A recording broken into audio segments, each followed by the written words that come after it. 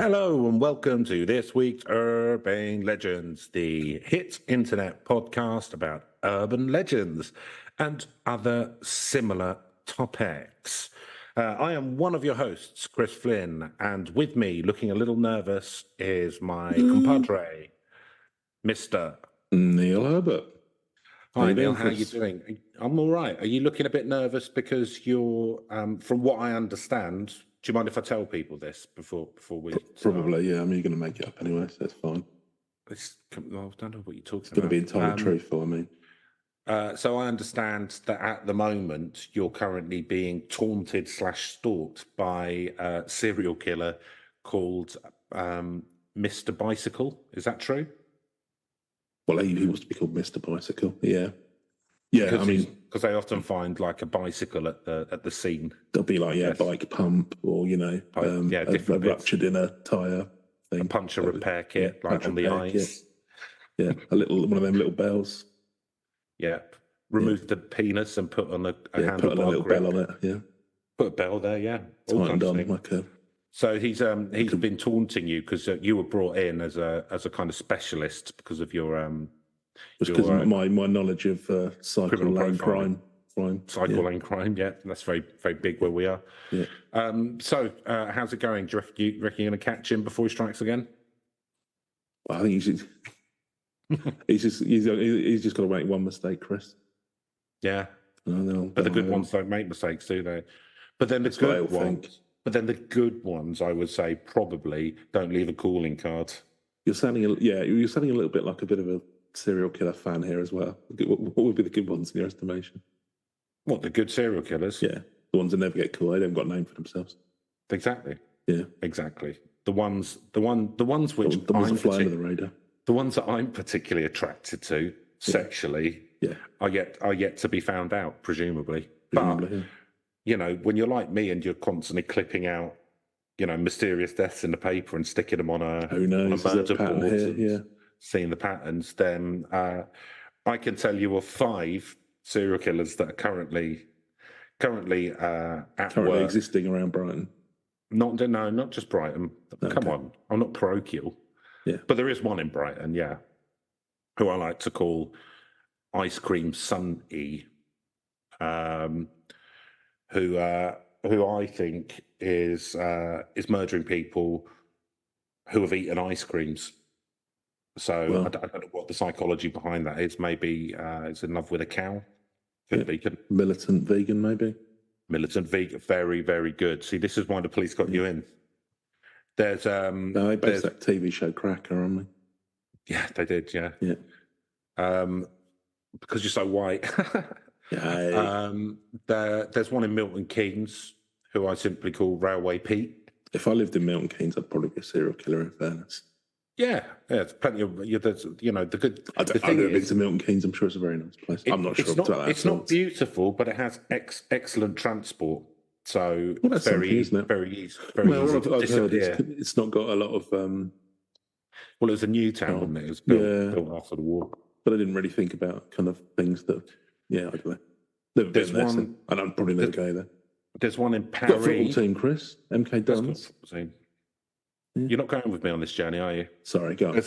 There's one in Paris. Got more interested about Milton Keynes. Oh, in Paris. On Paris. Oh, okay. Yeah, on Paris. I call international now. Oh, yeah, I get all the clippings. I get my little alerts, Google alerts. I call him the Catacombs Cat.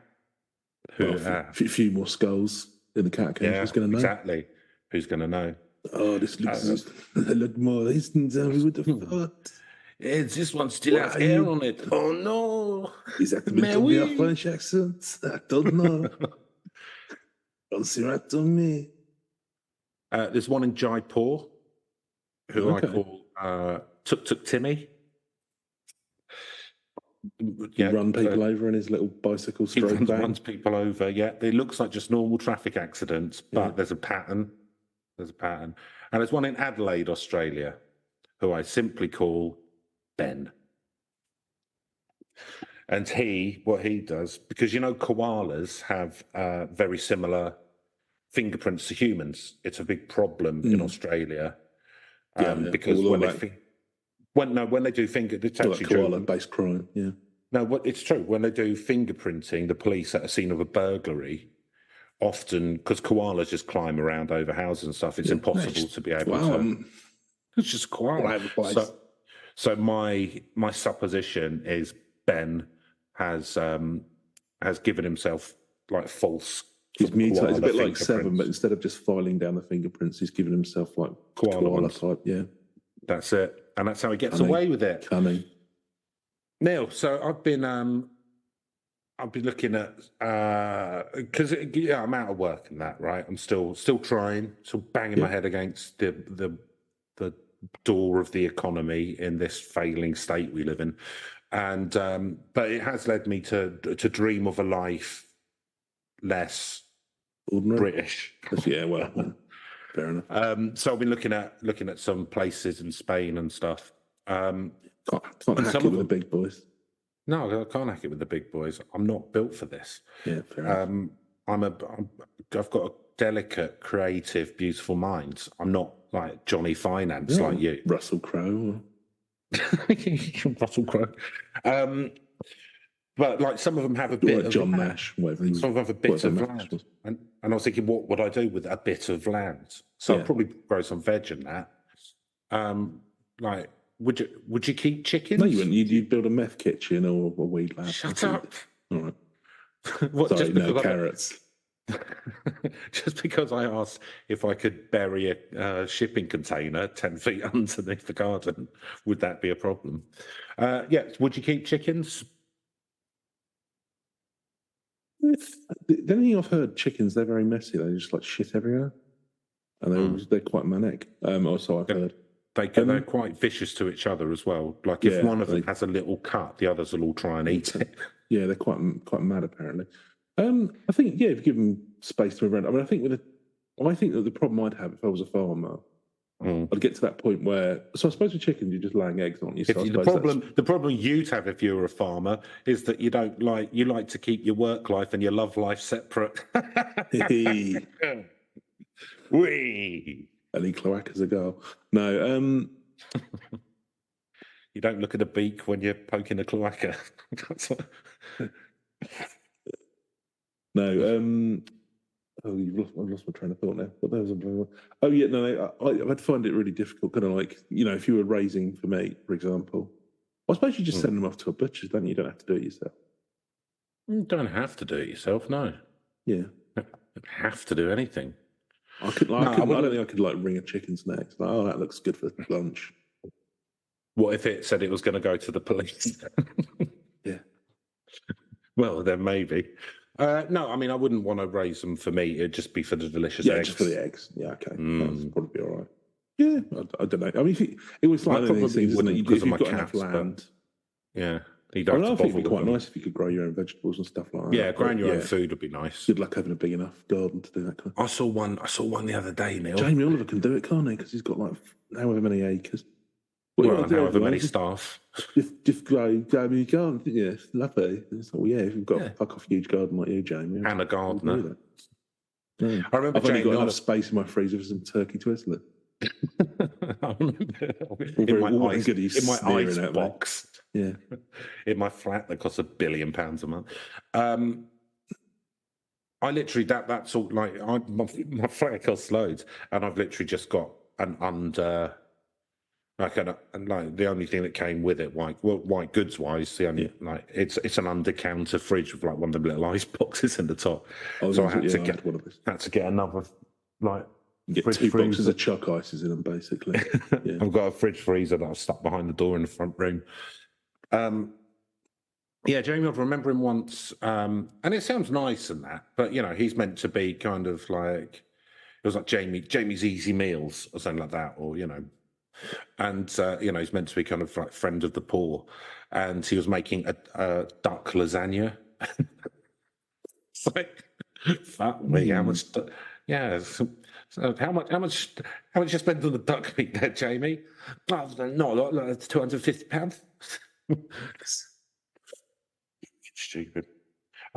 Last thing I have to point out, because I was listening to a thing about Sam Bankman-Fried earlier. He's going to do a bit of time, Bit, isn't it? bit porridge. Bit of porridge, yeah. A bit of porridge in the clink. 25 years in the big house. Mind you, I wonder how quickly he'll be out on parole.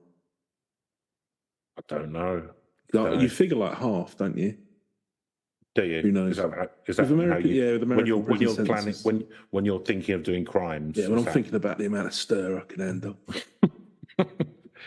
Is it worth it? Well, Yeah. if I could do this job, I can retire to the Costa del Sol. Mind you, you go into one of But those. I if I'm think cool, that's 12 years in Clinky. no risk, no But reward. it's weird how the effective altruists.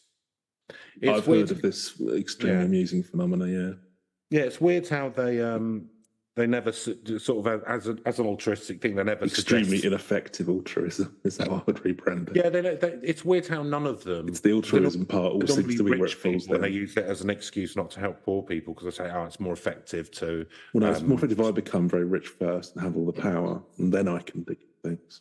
Yeah, so I think that actually probably the most effective thing they could do is the top million people, the top richest million people on Earth, give all their money to the poorest 1 billion people. That would be very effective altruism, wouldn't it?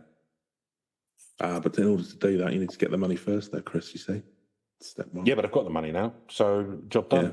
Well, yeah. There you go, hand it off. So, Neil, you and I are both Celtic boys. Indeed. So today we are going to be looking back to the land of our forefathers, where once our ancestors would have been tenant farmers or perhaps herdsmen. So the Green Isle of Ireland. And we're looking at the Doo-war Coo, which isn't spelt like that. It's spelt Dobhar-Chu. Yeah, Gallic is an interesting. And it's a Celtic kind of myth, but there's been sightings in that as well up to fairly recently, and it's he's basically like the king of the otters, but he's kind of like a crocodile, so he's an otterdile. Oh. So, without further ado, I'm going to irishcentral.com, and this is an article by Rachel Rafferty. And her Twitter So I've got is... the music from season 3 of Sons of Anarchy going around my head. I don't know what that is. Did you ever see that? Like, it's when they went to Ireland and then they did like a terrible.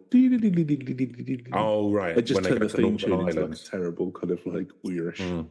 The whole thing was clearly filmed in LA. Yeah. Oh, look at this really overheated California landscape for the Green Isles. This is Belfast with all its palm trees and What are you doing here in lovely sunny Belfast? Right. I don't know why you think you come here to Belfast like while this. You're here. Slanship. Just for the I'll have my usual drink there, thanks, Jim. 3 Budweisers. Yeah. Well, that'd be a Corona with a lady I'll be having there. So. And a JD. So, this is from 30th March 2021. The myths and legends of Ireland's hound of the deep, the Doo-war Coo. I keep having to revert. There's a hound and an otter and a crocodile. He's a crazy boy. What do you want me to say? What he is, does he? He's like the Griffin. Is he body dysmorphic? So he could be, yeah. Could be. Yeah. He's got low self-esteem because he just doesn't. Well, I know the feeling. Maybe, I wish I could offer him some advice, but I need to get past it myself. Some believe the ancient Irish creature of folklore, Doo-war Coo, is like an Irish Loch Ness monster. I'm going to write that down because I keep having to click between things to see how to say it. Yeah. Doo-war Coo. Doo-war Coo. Doo-war Coo. Okay. Doo-war Coo. So, although Irish folklore is littered with legendary ghoulish water creatures, few are as scary as the Doo-war Coo.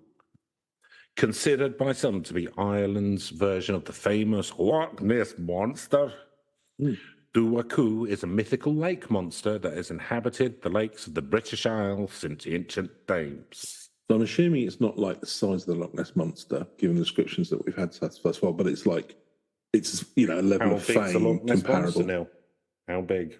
Maybe it shrinks and grows. It'd be pretty big, wouldn't it? When it I goes in imagine something water. like a size of a diplodocus or something. Oh, I don't think it's that big. It's got that long neck, I isn't think it? that's unrealistic. Yeah, it's got a long neck. So's a giraffe. Yeah, giraffe's pretty big. Maybe it's the size of a giraffe. Maybe, yeah.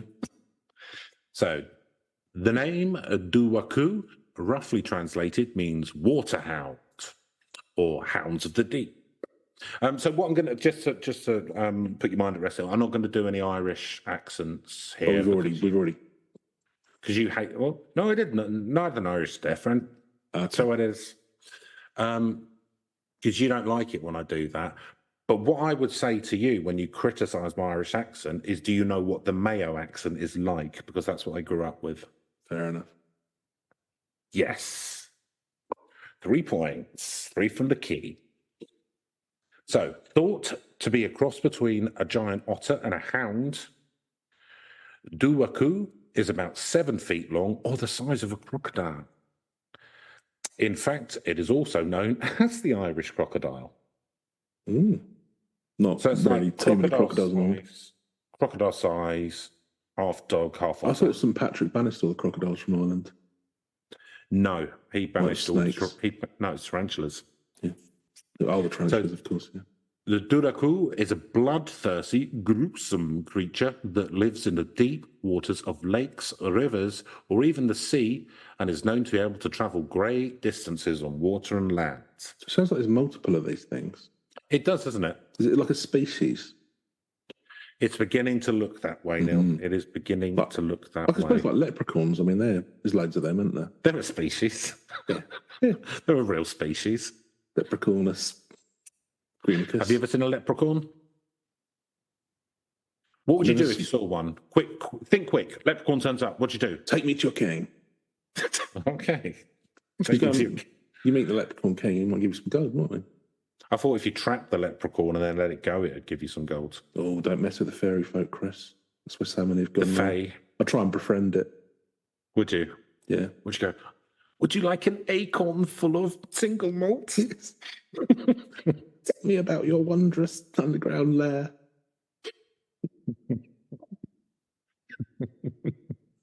I don't mind like it turn out like those terrible Warwick Davis movies. Right. The leprechaun, the leprechaun. That was seen any of those? I saw. No, I believe it's Jennifer Aniston's first. She's role, in the though. first one. I've never seen it. I saw the fourth one where he's in space, and the fifth one, Leprechaun in space. He's in Leprechaun in the Hood. There's a rap at the end, and it's. That sounds quite pretty good. sure Ice-T's in it as a music producer. Of course he is. Yeah. Interesting. Actually, quite funny Leprechaun fight. That sounds all right. Hood. It's worth it. I think that's. See, now you're giving me. Finally, you're giving me film suggestions that I'll watch. You get on a level, yeah.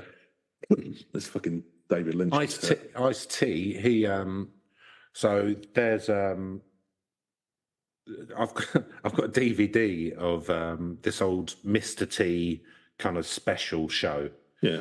Called like Treat Your Mama Right or something. Yeah, it's very much into that. Or no, Eat Your Vegetables. No, it was called Be Someone or Be Somebody's Fool. Yeah. Yeah, that's it. But it had the song in it like treat your mama right, treat her right, you get to treat her right. And then he does kind of like a quite staid rap. He's not a natural rapper, no. I'll say that. But when I looked at the credits, it had rap written by, and it was Ice-T. It was, but his normal name. One of his early. So he was kind of like jobbing. So like before he's kind of big as a rapper, he was like jobbing, writing rhymes for Mr. T. Yeah, that's fair enough. Bad, is it? Not bad at all. More respect, if anything. Yeah, I don't really like of Sean Puffy Combs or whatever his name is these days, where he's just like, I pay other people to write stuff for me. Yeah, but I mean, he only really got big because he constantly took songs from the 80s and then got people to sort of rap over the. I mean, by the 80s, you mean just literally take a police song and then do a bad rap. No, that was late on. Yeah, that was late on. That was not familiar with his early career. Because he was Hollywood Swinging. Was he a producer originally, or was he just like an A&R guy? No, he's a producer. Well, he was so his. So he did write. Well, I say write stuff. He did produced, no, he did the beats. Phil Collins or whatever. Yeah. Okay. His because he grew up really rich. He was in he grew up in a mansion. His dad's really well off. His dad knew someone at like Columbia Records or something, and got him in and said, "Oh, my son wants to do some producing stuff." He said, "Yeah, all right. Well, go and do it, and we'll affiliate it or whatever." Yeah. And then Columbia Records or whoever were working with. This got too violent. Columbia Records were working or like trying to develop Notorious B.I.G. and Faith Evans. Mm-hmm. Like they'd kind of like got them on like a pre-contract or whatever. So they said, "All right, we'll go and do something with these guys," and they're both really talented. So it went really really well. So yeah, but he wasn't like all of his like I grew up in the hood and stuff. You didn't, mate. You grew up in a fucking mansion. He's not the he's not. I've heard J-Lo is not from the block, Chris. Have you? Mm. Who told you that? I assume from the rocks that she has. Mm. That's the inference I draw from the rocks that she owns. Perhaps wrongly, I don't know. Perhaps I do her a misservice. If only she'd written a song on the theme, then maybe I could learn from that. But she hasn't, so it's little. Not that's come across your desk. Yeah, nobody's made me aware of it. If that's the case, I may be committing some error here. But hey. No, I don't. I think I can't remember anything like it. I'm pretty sure. I would have remembered if that happened. So, the Monster Hound is known for its speed, aggression, and appetite for human flesh. Okay. There are usually two of these creatures, and when one is killed, its mate will swim up from the depths of the water and avenge the killing by pursuing its attacker, killing him, and often eating him. So that's a nice touch, isn't it? So you'd hunt this down, and then you'd finally kill it, and then it's like, nah, it's just prelude to you getting killed by its mate. Well, clever boys. Eye for an eye, innit? Yeah. This happens because Chowendo's got a hustle. When the Doo-war Coo is about to die, it gives off an eerie, high-pitched whistle to warn its mate. More like a Doo-war choo-choo. That's the worst joke anyone's ever done. This is what I'm not going to remember. This is just going to be me going like choo-choo doo-wop or whatever. I'm just not going to be able to remember. Doo-war. Don't try and teach me, Chris. It's better if I don't know. Doo-war Coo. Okay. See how I polish him off. The legendary Bigfoot and many other creatures, the Doo-war Coo is known as a cryptid, a term that refers to a creature or plant whose existence is unrecognised by those snobs in the scientific consensus, and is usually regarded as highly unlikely. Imagine a scientist wanting evidence for something. Buckhead. It's just elitism. It's just elitism, Chris. There's no evidence to probably anything and racism at the same time. Yet, in Glendale, County Leitrim, in Northern Ireland, there is evidence to suggest its existence. Reports of sightings of Doo-war Coo date back as far as 1684. One was recorded by Miss Walkington in the 1896 edition of the Journal of the Royal Society of Antiquities of Ireland. Miss Walkington describes it as being half wolf dog and half fish. Okay. A few months afterwards, Mr. H. Chester Hart responded to Miss Walkington's letter. He said that he had heard rumours about a gruesome creature called the Doo-war Coo, which is said to be the king of all lakes and father of all otters.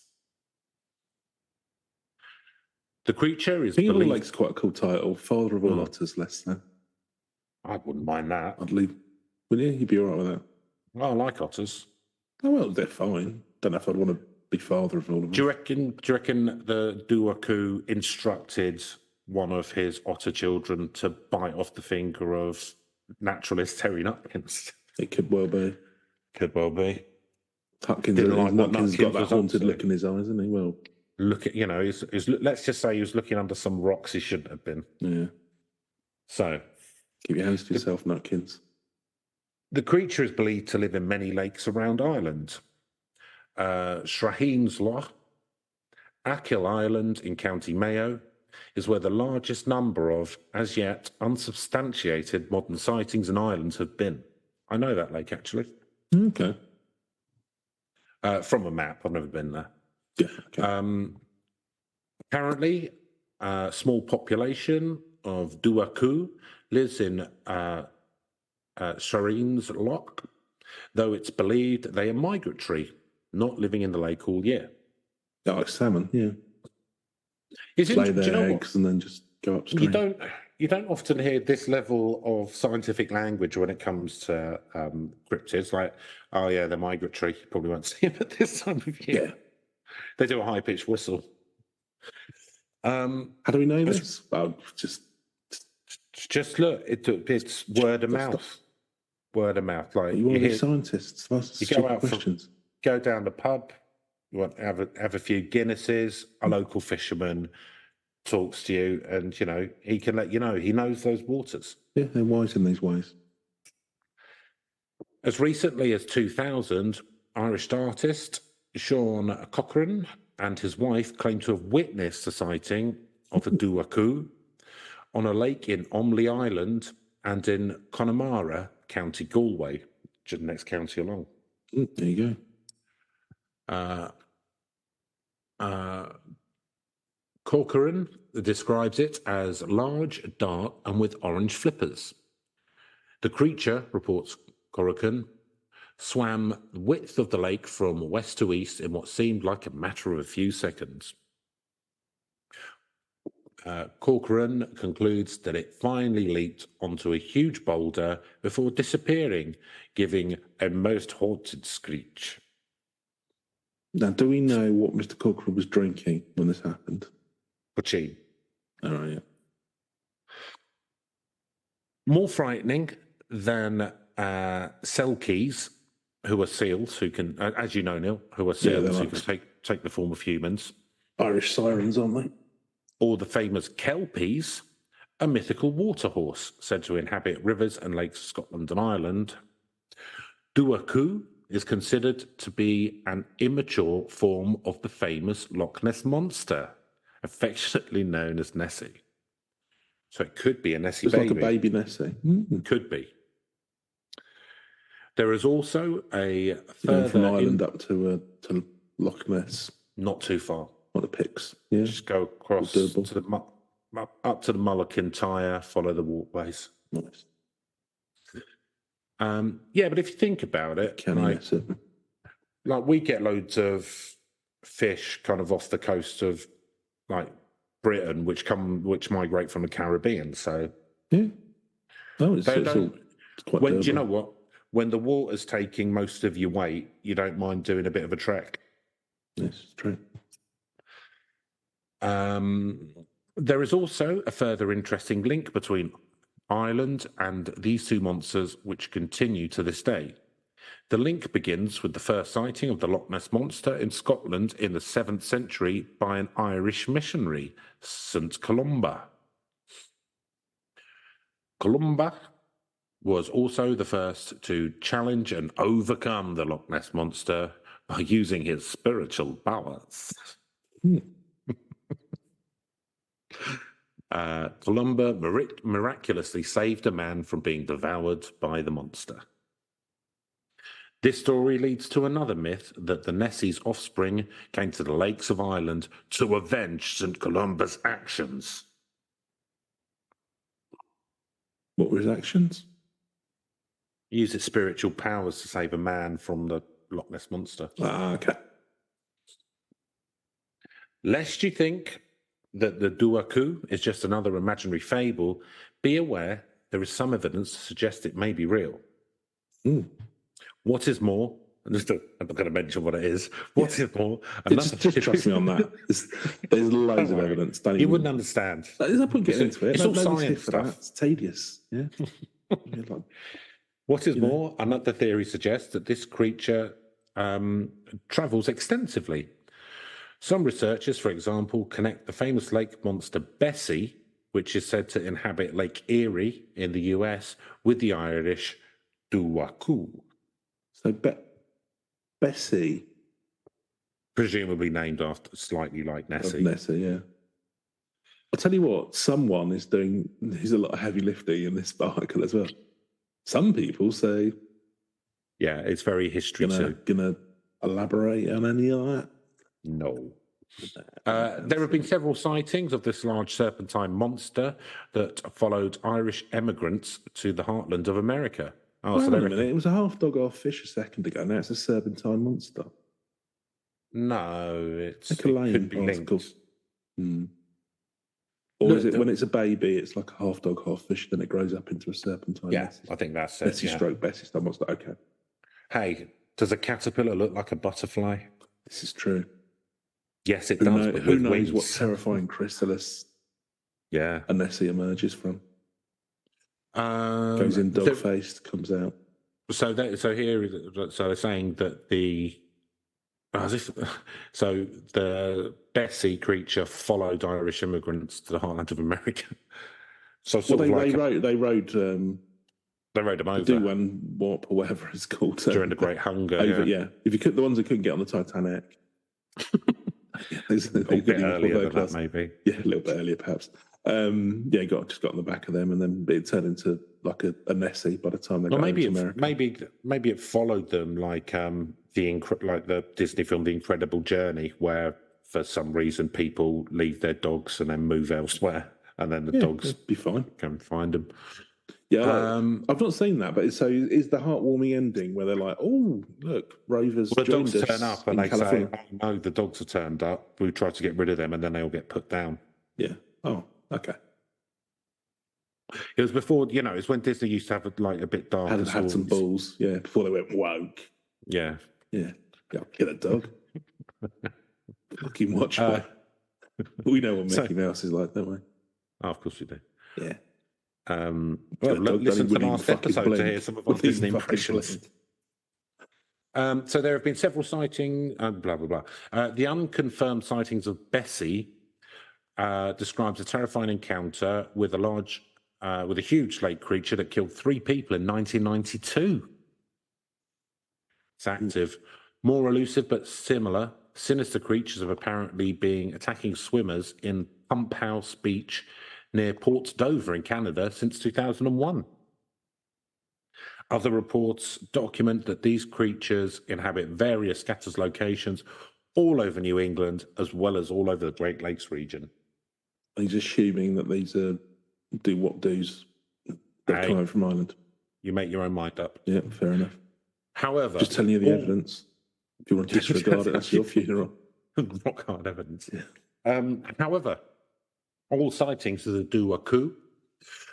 However, of all the sightings of the Doo-war Coo, it is the accountant in Glendale, County Leitrim of 1722 of the bestial murder of Grace McLaughlin that is most famous. Mm-hmm. Oral tradition in this part of Ireland still holds the story that the Doo-war Coo of Glendale is true. This story, as related by local storyteller Owen McGowan. Oh, local storyteller, eh? Yeah. Local drunk. Yeah. Of the townland of Annalish, Kinlow, County Leitrim. Grace McLaughlin, known as Grace or Granny Connolly, custom at the time that the woman retained her maiden name after marriage, lived in the town of Gravila, which is close to the border of Leitrim and Sligo, and on the northwest part of Glendale Lake. On September the 22nd, 1722, Grace came down to the lake to bathe and perhaps to wash some clothes. While she was doing this, a huge monster emerged from the water and savagely attacked, then killed Grace. She was later found by her husband, Terence. I'm going to call Terry. I'm fingering Terry for the crime as well. Yeah, 100%. Yeah. Terry, she was murdered by a supernatural Terry creature. saw, wink, wink, her bloodied body on the side of the lake. And to his horror, wink, wink, tap nose, saw that the huge beast which has killed his wife was laying asleep on her dead body. Cozy. Oh, he gets all tuckered out after a kill. Heartbroken with grief and fury, Tell knew at once it was a Doo-war Coo. Tellboy immediately found his dagger and killed the monster. However, as is usual with this kind of creature, during its death throes it let out a high-pitched whistle. It's getting its mate down. Which alerted its mate to what was happening. A second Doo-war Coo emerged at once from the depths of the lake. Terrified... Done one of you, I'll do it to you. Terrified, T-Unit took to his heels and, jumping on a horse, began to ride for his life as a second Doo-war Coo pursued him. T-Bomb rode for many miles, and with the Doo-war Coo close behind him, a local man, a local man, Patrick Doherty, now deceased, told historian... I imagine he would be if he was contemporaneous. The oldest man in Leitrim. Oh, he's the 500-year-old Irishman. Yeah, brilliant. Anyway. So it's the air, isn't it? It's that fresh air. It's that war. He told historian and folklorist Joe McGowan's story of the chase. It started at Frank McSharry's of... What? I'm a bit confused. Well, the first thing I'm going to say here, Chris, is that we should have a Doo-war corpse there. Well, who knows? So there should be some physical evidence. Anyway. So the local man... Okay, so a local man told him this part of the story, who is now deceased. Yeah, he's going to narrate the chase.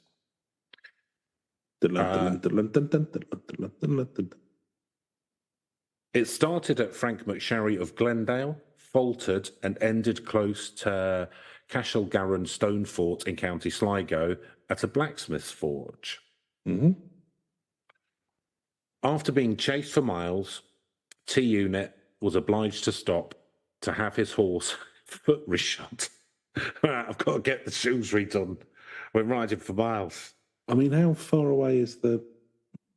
I mean, Ireland's not very big. You can walk from one end to the other in about 4 hours. Yeah, but no, I'm just thinking, so, okay, I get that his horse is knackered out and he needs to get it reshod or get a fresh horse or whatever. But presumably, I mean, this creature is hot on his heels. He'd be murdering him by now, wouldn't it? Or is it... We're about to find out, aren't we? This feels to me like a third act situation. Okay. The blacksmith at Cashel-Garran, a wise man, knew the ways of the creature. He gave T-Man a sword and told him, when the creature charges, he'll pull his head right through the horse. He'll put his head right through the horse. Bang! As soon as he does this, you be quick and cut the head off. Okay, so he's about to kill two Doo-war Choos. Well, no, the beast's going to kill the horse by smashing its head straight through it. Yeah, he's going to lop his head off. Yeah, then he's going to bang it. No, I'm saying he could be 2 for 2 here. Yeah, he killed one at the lakeside, didn't he? Yeah. I mean, he's lost a wife, but on the other side, he's killed 2 Doo-war Choos. And 2's a bigger number than 1, isn't it? Yeah. So actually, he's +1 for life. So T-Man, still on his horse, stood his ground near the forge. The huge beast came at full charge and then put its head right through the horse, as predicted by the blacks. Gory as fuck. This time, however... I'm just thinking he's going to like that scene in The Shining. Here's Danny. Yeah, bang. So this time, however, T-Town was ready. Yes. Determined to avenge his wife's murder, Terence put his sword through the Doo-war Coo's head, killing it instantly. If it can bleed, he can kill it. Yeah. There is further... That's what they should have done in that Predator movie. Yeah, like, had horse him up. Get it to hunt the horse, then you can hunt him. Funny Shane Black had thought of that. I don't think I've seen Predator all the way through. Have you not? It's a good movie. Is it as good as Leprechaun in the Hood? I mean, come on. No, it's not, is it? They're equivalent. They're different movies, Chris. You can't compare them. Yeah, you know. It's apples and oranges. Apples and oranges, you know. One's a cutting social satire, Yeah. and one's Leprechaun in the Hood. Yeah. So there is a further ghoulish detail to back up the story. The grave of Grace Connolly actually exists. Okay. What's more, carved on her tombstone is a detailed depiction. Definitely not murdered by my husband. Yeah. But this is interesting. What's carved on her tombstone is a detailed description of her killer, the Doo-war Coo. Okay, yeah. Well, the husband, interesting.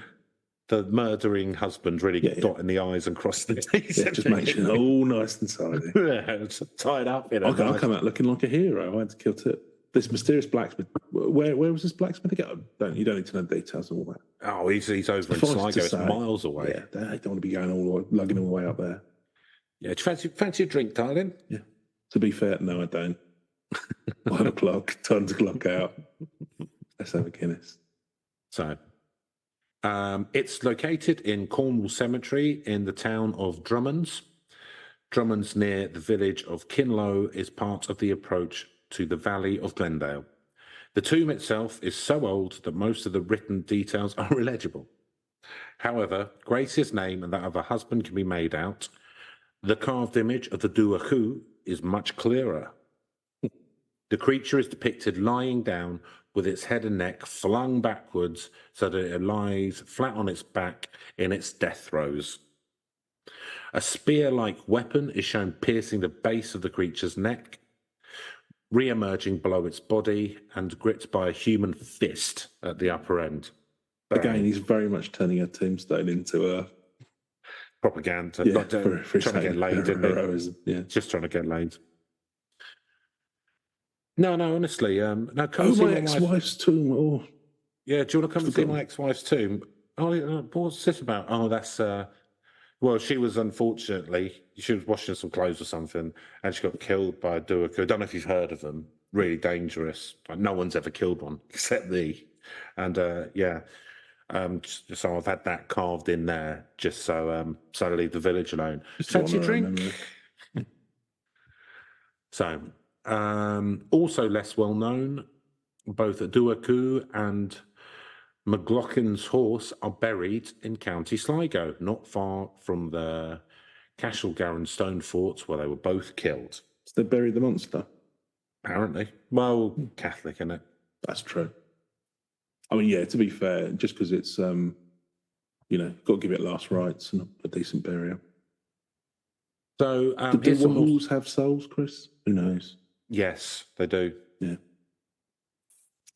Yeah, absolutely. So here's some more sightings. God's plan. Go on then, yeah.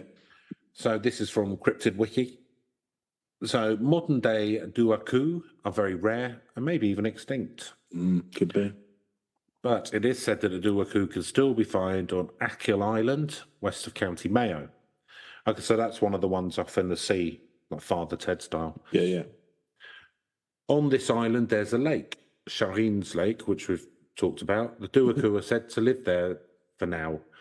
The first modern sighted noted in a description of Western Connaught in blah, blah, blah, blah, by Roderick O'Flaherty in 1684. Another report in 2003. Oh, no, this is the artist guy. I thought it was in 2001. So, I think that's pretty much the Doo-war Coo now. Well, it's not a bad little story. It's not too bad, is it? I mean, it's good that there was that story because the rest of it was just kind of like a load of... I mean, there's a lot of speculation about it going to Canada and what have you. But, yeah. Yeah, kind of took a bit of a turn in the middle. That was kind of a bit strange. But that's typical of American people who sort of claim they're Irish, isn't it? They're sort of like hyper-Irish. Weirdly, there are more people. There's like, I think they're saying like 90 million people in America who claim Irish ancestry or something. It's entirely possible. It's not bad going considering the country has 5 million people in it, isn't it? Yeah, did a lot of immigration there. Yeah, no, I didn't. Yeah, I don't know. That's all right. It's nice, fine. you know. Look, do you know what? Nice. It's No, not. I like it. It's good. I don't get snobby about people who want to, be proud of their heritage or whatever. It's all Absolutely, I'm proud of it. Fair dues. It's as long as you don't turn it into sort of like silly nationalism or whatever. Irish nationalism. Well, yeah. In America. I think, they always say that sort of, there's that thing of like the special relationship, which is like the UK and America. I think Ireland and America have the special relationship. It's not the UK, because every American president goes to Ireland, doesn't he? Oh, even yeah. And even like Barack Obama, they were like, oh yeah, like your great granddad used to go to this pub. Well, the thing is, I suppose historically as well, there's a lot of ties between all the three countries, aren't there? Yeah. But there's all it's weird when when Biden went to Ireland a few years back. Yeah. And he did the big kind of thing at the church. That was Ballina, which is my ancestral hometown, which I've been to a few times. It's weird, isn't it? He is Catholic and all that, isn't he? So. Yeah. But no, I used to like above my grand's, in like where I lived with my grandparents. Like, there used to be like the picture of Ballina with the church and stuff, and the famous kind of thing famous bridge over the river. It was weird when I went and saw it, because it was like a mythical place for me when I was growing up. Cool. All right. Well, it might be a slightly shorter episode this week. Oh yeah, I wanted to. So I just want to, before we go into scoring bit, I'm quite interested.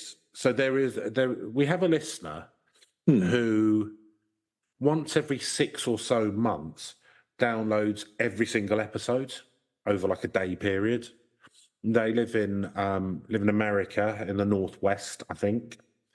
And I'd just like them to get in touch and let us know, because I mean, I just want to know what's going on. Like, you're torturing yourself. Are you building a rogue AI? No, it's just weird. So if you are that listener, please let us know. Just because good luck. Just really interesting. Juicing the stats, we enjoy it. Yeah, I mean, all listeners do this. You don't have to listen to them; just download them. No, yeah, do like K-pop fans. Yeah. They like will put on Spotify their favorite K-pop girl group, and just have it play 24 hours a day to definitely do stuff like that. And then, of course, if you do start doing that, then it would be good if you actually felt that you had a right over our personal lives as well, like K-pop fans apparently. I'm all about that. Yeah. You can start telling me how I've failed you. That'd be good for my mental health. You're not going to have like the same sort of issues about kind of getting really upset because Neil or I are dating someone, because that's that's not going to happen. Don't worry. We're all yours, don't worry. But yeah, no, if you could let us know. What if we become unattainably rich and famous, Chris? Yes. Don't worry about that, my friend. It's on the cards. But if you are the listener, please just let us know, just because it's and just fascinating. Just out of mere curiosity. We don't. Just out of curiosity, just email us at urb.legends with an S .podcast@gmail.com. And also just a bit of admin, just to let listeners know, I'm for a couple of weeks, maybe a month, I'm not going to be interacting with social media. Not that anyone ever we've only had a couple of people contact on social media anyway, but I'm not, just because I'm finding it really depressing at the moment. So I'm just kind of taking a break from it. So if you do want to get in contact, then email's the best. But just let Elon Musk know, he'll pass it on. Yeah. Probably selling some cryptocurrency and some dodgy but childish opinions about some political thing. So anyway, scores. All these fucking people saying, the population's collapsing, people should have more kids. Well, maybe if we had some stake in society, we would. Sorry, maybe your kids will have to pick their own fruit, you cunt. Right, so spookiness now. Spookiness, it's pretty spooky, I guess. It's hunts in packs, hunts in twos.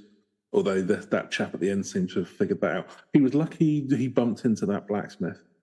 Yes, That was like a wise, real. and lucky it was a wise blacksmith, not a stupid one. That was a twist at the end. That was a bit of a cheesy twist at the end there. It happens to have bumped in for some reason. There's no longer chase, or it's I don't know what's happened to the we come back in Act 2 Well, in or Act 3. in Old Irish. Sorry, mate, carry on. No, I was wondering what happened to this. I mean, I'm assuming what happened because his horse was so fast. He's like, the thing's chasing him and it's following its scent or whatever. He's got himself a bit of miles, but he's got a bit of a head start. That's what we'll say. That seems fair enough. He's on horseback. In Old Irish stories, sort of blacksmiths played the character of African Americans in a lot of Hollywood films where they were really sort of magical, wise, yeah. So, come on then, spookiness. Or anyone with a kind of mental illness or some sort of developmental disability, that'll be magic as well. Yeah, because because if you do that, then you don't have to give them sort of don't have to deal with institutionalized issues. No, but in many ways, it's kind of you've kind of got more benefit than us because you're magical. That makes me feel better about everything. Anyway, let's not get into that. So, spoopiness. Pretty spooky. Gores people to death. That's pretty. It's weird. I can't really envisage what this creature looks like. It seems to be a melange of all sorts of things. It's unlike a lot of these cryptids. It's not like there's one of them. Yeah. Like there's apparently they're all around a population. Yeah. Yeah, and if you kill one, then their mates coming up and they're gonna double on you. So I'm gonna give it. It's not chilling my bones, but I'm gonna give it a 7. Yeah, I think it's it's a vicious killer. It's yeah. So you would think that if these things have been around for ages, that the local people would have learned, like the Aboriginal people of Australia, to be able to live in harmony with them. They wouldn't be going down, well, maybe they have. I mean, there's not that many murders. Maybe in general they have. Maybe yeah. So maybe this is like an. She's forgotten that wasn't the right time to be sitting by the lake. Yeah, maybe it's an isolated incident, like a bad dog. Yeah, could be. Well, that makes it less spooky now, so I'm going to give it 6. Yeah, there you go. Believability. So I think we probably would have found them by now if they existed, but you never know. The lakes are very deep, and if they migrate and stuff, there's a tombstone with a picture. There's a tombstone with one, which in no way was a guy trying to get some strange. No. Covering up murdering his own wife. Definitely not. Yeah, maybe it was Mr. Bicycle. Definitely not. Nothing to see here. Nothing to see here, apart from look how strong that hand is. That's actually my hand.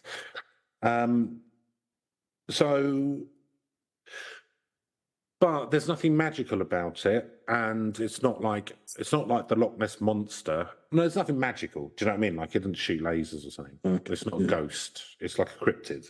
Yeah. I think cryptids for me are always more believable than ghosts. And it's not like the Loch Ness monster or the Kraken, although that exists probably. But I don't know. Like it's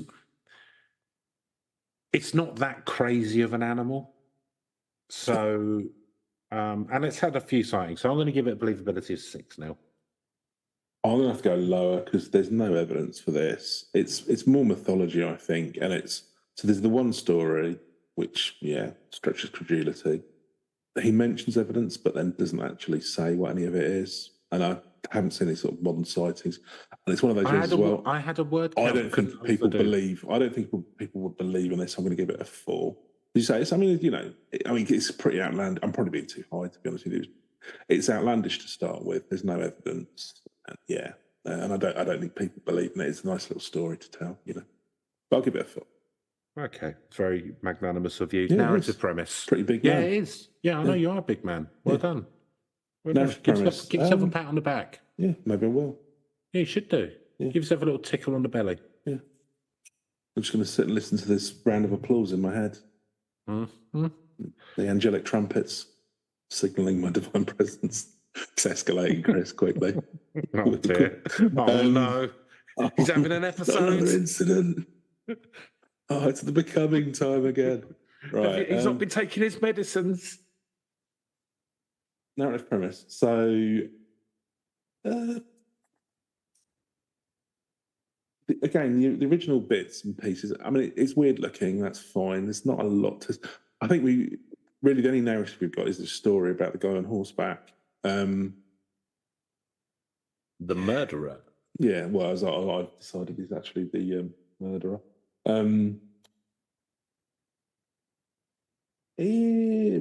I'm going to give it a 5. I don't know. There's not. It's got some. I think you could do some interesting things. I like the fact that there's plenty of them. Like they hunt in packs. There's some interesting little facts about it. Yeah. But yeah, I don't know. There's not loads there that's compelling me, to be honest with you. I think the only thing there is that story. But yeah, so I'll give it a 5 off the back of that. I reckon you could make a decent horror movie, but maybe like a sort of. I mean, you can make a horror movie out of fucking any one of these. Is the thing that we've learned over the years, Chris. I mean, like tongue-in-cheek kind of wink ones, like some Irish teens are camping somewhere, and then these things start attacking. You could do that, couldn't you? Yeah. There is a story there. We don't believe it.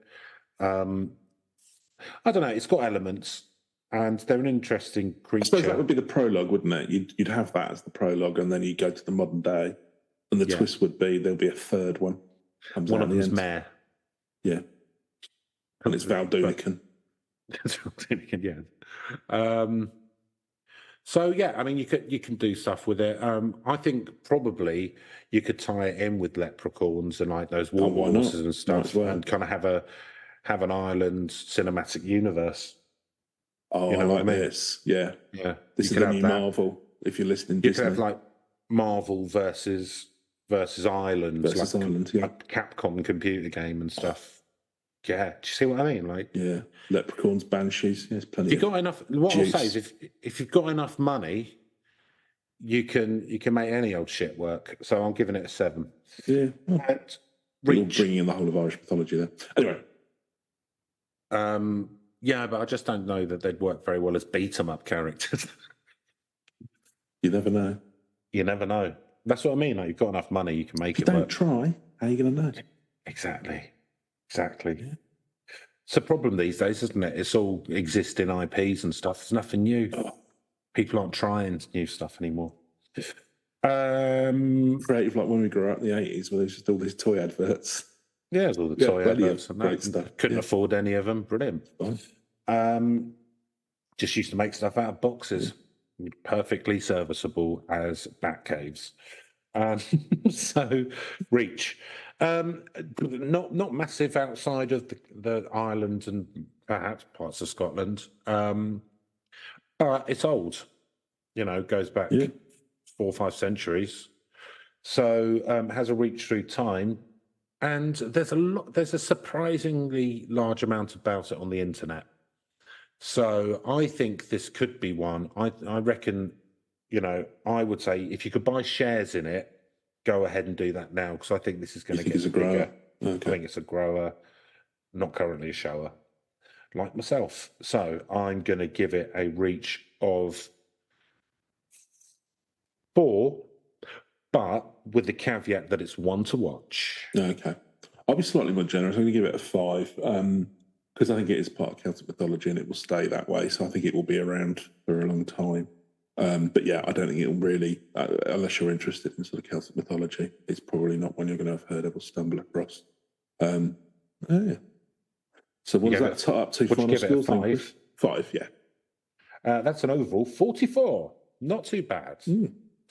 So quite serviceable little myth. Very serviceable.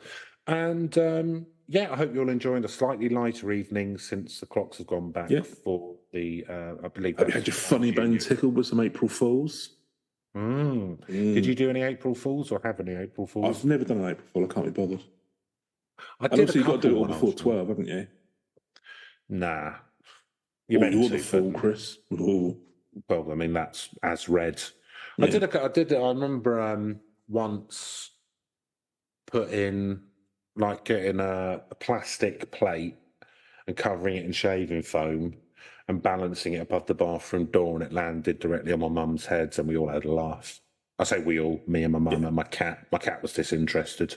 Yeah. So that's quite a good April Fool's, isn't it, Neil?